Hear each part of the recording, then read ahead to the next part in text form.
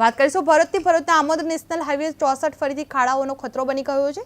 લોકોને રોજબરોજ રસ્તામાં ખાડામાં ફસાતા જોવા મળે છે અને આજે જંબુસરથી ભરૂચ જતી લક્ઝરી બસ 25 થી 30 મુસાફરો સાથે ખાડામાં ફસાઈ ગઈ હતી.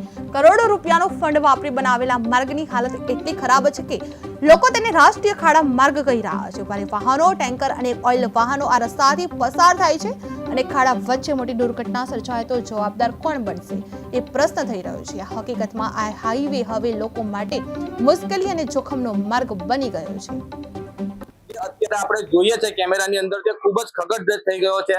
ખાડામાં રસ્તો છે કે રસ્તામાં ખાડો છે, હાઈવે જાણે છે જ નહીં અહીંયા આગળ, તેવા દ્રશ્યો અહીંયા આગળ જોવા મળી રહ્યા છે. રોડ અહીંયાથી ગાયબ થઈ ગયો અને ખેતરમાંથી લોકો અહીંયા આગળ મુસાફરી કરતા હોય તેવા દ્રશ્યો અહીંયા આગળ સર્જાયા છે. અહીંયા આગળ થોડી વારે ટ્રાફિક જામના દ્રશ્યો પણ સર્જાય છે. શું નામ કાકા તમારું? મારું નામ મોહમ્મદ એમડી રાજ.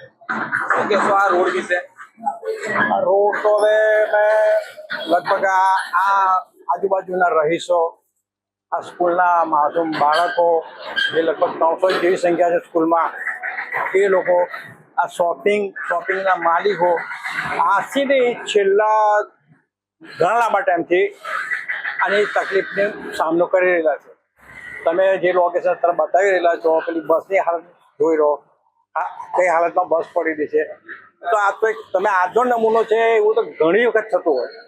કારણ કે આ જે રોડ ખરાબ છો એની પાછળ સત્તાધીશોની નિષ્ક્રિયતા.